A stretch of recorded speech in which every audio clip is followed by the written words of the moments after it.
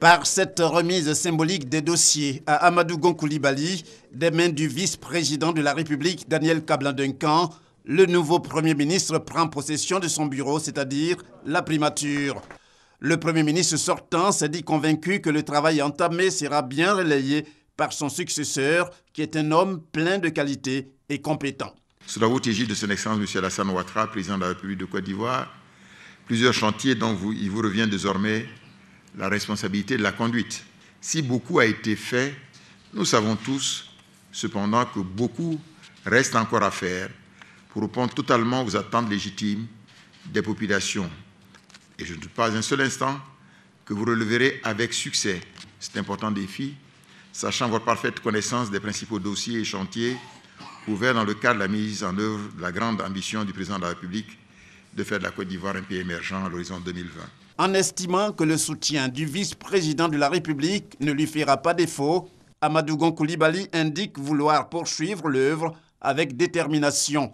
Et pour donner le ton, il entend faire face dans un premier temps aux revendications sociales en ce moment dans toute l'administration publique. Monsieur le vice-président de la République, vous venez de me transmettre de nombreux dossiers. Pour certains, nous avons eu tout au long de ces 4 dernières années à en parler. J'en découvrirai certainement un certain nombre. Mais compte tenu de la qualité du travail accompli par le cabinet du Premier ministre, je sais que les dossiers qui me sont transmis sont des dossiers avec lesquels nous pourrons rapidement aller de l'avant dans l'intérêt des Ivoiriens.